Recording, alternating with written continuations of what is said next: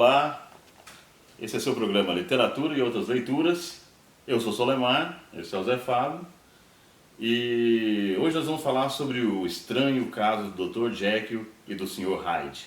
Estamos fazendo uma série de 4 episódios sobre classes do terror. Nosso objetivo inicial é falar sobre classes do terror e o nosso objetivo secundário é, até o 4º episódio, conseguir construir algo que faça algum sentido. The Strange Case of Dr. Jekyll and Mr. Hyde, que é o médico e o monstro, né, Zé Fábio? Exatamente, o famoso Médico Monstro, lançado, primeira edição, se não me engano, em 1886. Exatamente. Rapaz, um clássico dos clássicos que até... Essa aqui é a definição clássica de um clássico, que é o seguinte: mesmo quem nunca leu esse livro tem uma noção do que é essa história, sabe mais ou menos quem é o personagem, ou viu no filme, em quadrinhos, em alguma coisa. O autor é o Robert Louis Stevenson. Esse negócio do médico e o monstro, essa tradução, né, para o português, porque em inglês é Dr. Jekyll e Mr. Hyde, mas o monstro, que é o Hyde, na verdade ganhou essa alcunha em português, mas ele também é um cara só estranho pra caramba, mas não chega a ser uma aberração igual o monstro de Frankenstein, né? Ele é o lado terrível do Jekyll, né? E aí acaba que, como ele é estranho, terrível, ele representa a maldade que está dentro do Jekyll. Ele fisicamente é assim, né? Então ele incomoda as pessoas. Mas eu penso que a palavra monstro é um pouco exagerada, talvez, né? É uma síntese mais ou menos do que é o personagem, mesmo que o outro não seja um monstro em si, seja mais uma espécie de outra personalidade ou de determinados desejos reprimidos, não sei exatamente como que a gente classificaria. Porque o Dr. Jekyll, ele tem um objetivo, né? Então ele é um estudioso, um experimentalista, né? Ele quer separar o que é ruim, né? Se eu não me engano. A gente não falou sobre cinema e tem essas duas versões aqui que estão nesse único DVD, cara, a edição sessão dupla, que é o filme de 1932 e o filme de 1941. Aqui tem uma coisa curiosa nos filmes, que aparece uma mulher, né? Que se envolve na trama para poder dar sentido, né, pro Jekyll se afastar do monstro e acabar se tornando uma pessoa melhor. No livro não tem isso, né?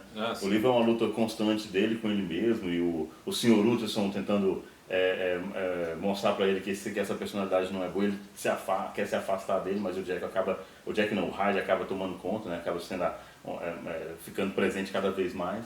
E no cinema a mulher aparece porque ele quer ser uma pessoa melhor, né? E o Hyde atrapalha, né? O Hyde pode fazer tudo vir a perder, né? O relacionamento dele, o amor que ele sente pela personagem, né? Não, isso aqui é bem um reflexo do que era o século XIX, aquelas primeiras teorizações em cima da psicologia e tudo mais, aquela ideia de inconsciente. Não estava bem elaborado, igual o Freud faz posteriormente, mas se formos pensar, já é uma linha de pensamento totalmente diferente. Tipo, se fosse 2 séculos antes, essa ideia do sujeito ter algo dentro de si que sai, já seria mais uma questão de possessão demoníaca que um caso de exorcismo. É verdade. Aqui, no caso aqui, é mais aquela questão tem aquela velha questão do maniqueísmo, a parte boa, a parte ruim do ser humano, e aqui o sujeito tem essa pretensão, né? Só que aí aqui ele cai na discussão clássica, que é, tipo, mesmo as coisas ruins que tem em você, é necessário para formar o que você é, para formar o que é a sua personalidade. E ainda tem aquele lance moral. Ele era um cara razoavelmente bom que queria expurgar o que ele tinha de ruim. E acaba se fragmentando sua personalidade, que chega até a mudar a própria postura física dele. Agora o caso é o seguinte: e se ele fosse uma pessoa ruim que quisesse expurgar o que seria bom? A face oculta, o Hyde dele seria o cara bom? Ou seja, o cara bom, a bondade seria o que atrapalhava ele ser um cara ruim o suficiente? Então o ponto de vista existe toda uma questão moral na qual nós consideramos que ser bom é o que há de gênese, de mais original no ser humano, mas a gente não tem garantia nenhuma que o ser humano por si só seja bom. Na verdade, ele parte do princípio moral de que o ser humano é bom. Mas, necessariamente, se o ser humano não for um ser bom, na verdade, o Jekyll, que é o intruso, sempre estava sendo intruso. Essa é a crítica da razão, né? Eu estou invertendo o jogo aqui. Essa coisa de, por exemplo, qual que é a punição que você deve dar para uma pessoa o senso comum diz que colocar um indivíduo na cadeia é uma punição, mas eventualmente pode ter um que se sente muito bem isolado, fechado, sozinho. Então, essa coisa da personalidade, traços da personalidade que aparentemente parecem ser ruins para uma pessoa, eventualmente é o que define uma outra e faz com que ela sobreviva na sociedade e tal. Exato, é. Esse, por exemplo, ensimesmado, encabrunhado, mais isolado, às vezes são características de uma pessoa que só graças a essas características ele consegue sobreviver, né? Ou seja, ficando mais afastado, não convivendo tanto em sociedade ou socialmente, né? Então, eu entendo o que você está falando. Essa coisa toda, o que é mal, o que é bom. Como que o Jack conseguiria eliminar a personalidade dele mal ou os traços ruins dele para ficar completamente bom se ele não tivesse certeza do que são as coisas ruins, né? Mas existe, no geral, ações que determinam, né? Que são aquelas que a gente, por exemplo, coloca na balança e são julgadas pelas leis, né? Não, sim. O mal que você faz ao outro, a proibição dos direitos, essas coisas todas. Inclusive aqui tem um discurso, né, sobre direito, né? Porque os personagens que aparecem no começo do livro são advogados, né? O Sr. Utterson é um advogado. Ah, né? sim, aí tem a ver com a propriedade lá, né? Que ele deixa tudo pra... Que na verdade, o Jack né? deixa tudo pro Hyde, né? Que é ele mesmo, né? Tipo, que é ele mesmo. Eu acho que ele estava mais tentando resolver uma questão lá. Então, judiciária do como que o Jack, antes de ser um grande experimentalista, um grande fazedor de fórmulas, um grande entendedor de ciência, o cara que confecciona uma porção fantástica para dissociar a personalidade dele ruim da boa, ele teria que ser um cara extremamente conhecedor de psicologia, né? Isso. Porque para saber o que ele precisa expurgar. Não, E aqui tem um caso que é o seguinte, é mais uma questão de reflexo social, porque, digamos, para aquela sociedade, talvez ele pensasse que um Jekyll seria aquela personalidade boa, seria a coisa ideal para aquela sociedade, mas o problema é que as sociedades mudam. Uhum. Então, se você, digamos que um experimento desse a nível de comunidade desse certo, e você criasse um conjunto de indivíduos totalmente bondosos, e em algum momento a sociedade se modificasse a ponto de você precisar de indivíduos agressivos. Isso aqui, então, basicamente, ele era até um contemporâneo do Darwin, seria basicamente uma forma de você eliminar uma espécie inteira.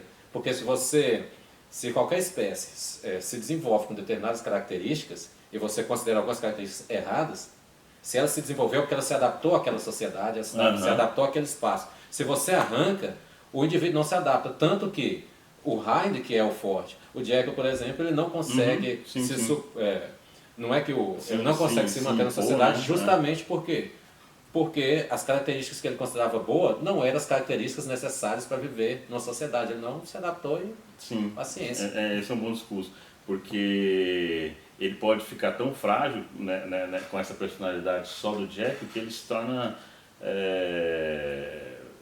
ele não sobreviverá, né? Exato. Né? Ele fica tão frágil que aquelas características da iniciativa, da competição,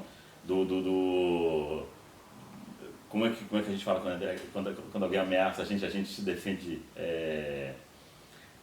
legítima defesa, né? Sim, Se você se defende, essa coisa pode ter ficado do outro, né? E aí ele está fadado ao fracasso. Mas o bacana aqui é o seguinte, ele era um típico sujeito de uma sociedade inglesa, que tem que seguir determinadas regras. Só que o caso é que seguir regras não é uma coisa boa. Na verdade, seguir regras, dependendo da situação, acaba meio que suprimindo todo um traço de personalidade, que é o que o Hyde faz, né? Basicamente, o que ele faz, o que ele acaba criando, nessa tentativa de criar o indivíduo bom, é basicamente assim, criando um ser que é capaz de quebrar determinadas regras sociais, coisa que ele não é capaz de fazer. Uhum. É tanto que a gente estava comentando lá, quando você falou do Hulk, né? Que o Hulk é basicamente uma inspiração dele. Mas pra mim, ele se aproxima mais com o Máscara, do Jim Carrey. Porque o Máscara é justamente um raio da vida. Quando ele põe a máscara, ironicamente, ele deixa as máscaras sociais caírem e se comporta como bem quer. É que o Máscara, ele na verdade, a encarnação do Loki, né? Não, a máscara é do Loki lá na história. É o deus das travessuras. Sim. Então ele está fazendo, na verdade, o que ele melhor faz, né? Que é enganar, trapacear. Sim, mas mesmo o Máscara, pelo menos no primeiro filme, que é o que conta os outros. Não, sim, não. Mesmo na questão do Máscara, o que ele faz é o seguinte, a máscara, ele aflora traços reprimidos da personalidade. Sim, sim, Tanto que sim, o personagem lá Só do que nesse Stan caso ele Lee, polariza, né? ele não fica ruim. Não, o Máscara também é complexo, ele não polariza tanto. Ele não fica ruim, o Máscara o Stanley Ipkiss, por exemplo, lá. Quando ele vira o Máscara, ele vira um cara mais solto, mais extrovertido, Sim, mas ele não vira brincalhão. uma pessoa ruim. Ele não se torna um vilão propriamente. Uhum. É que Propriamente ele, dito. é que Coisa ele que faz quando coisas ocorre que com o o vilão dele, é só que ele pior. faz coisas que violam a lei, né? Ele é um contraventor, né? Exato. Porque o Ibsen nunca faria, o Ibsen nunca fala, Stanley Ipkiss. Ipkiss. Ele nunca faria isso, né? Exato. Que é Agora, algo... o Hulk, eu acho que é o extremo do médico e o Exato. monstro, né? E no caso do Incrível Hulk tem tudo a ver, porque o Bruce Banner, ele é mesmo Cientista. ele é algo próximo do médico, né? De um Uhum. médico monstro, porque ele é um físico, né? Então ele é cientista e tal. No laboratório ele acabou acidentalmente adquirindo essa característica, né? Rasgando. Não pode dizer que é um poder, né? É. É um poder, mas assim, ele não queria, né? E o Hulk não, o Hulk é um cara extremamente destrutivo, pragmático e positivo, e ele quer dominar a personalidade do Bruce Banner de qualquer jeito. Ele parece o monstro do médico monstro elevado à 10ª potência. Exato, com mais superpoderes, para assim dizer. Sim. Mas é isso. Então tá aí. Aqui uma edição bonitinha, bilíngue. Robert Louis Stevenson, The Strange Case of Dr. Jekyll and Mr. Hyde. Não, Grande livro. esse aqui é um livro que compensa sempre ser revisitado, né? E isso aqui é um exemplo que, quando você lê um livro desse, praticamente tudo que você vê no século XX lá de quadrinhos, filmes, ligado a essa ideia da personalidade ruim, ou não tão boa que é média do sujeito, tá tudo sintetizado aqui. Já existiam questões antes, mas o sujeito conseguiu... Esse é o precursor dessa mitologia do duplo, né, que existe pra caramba na literatura, no cinema, nos quadrinhos e aí vai.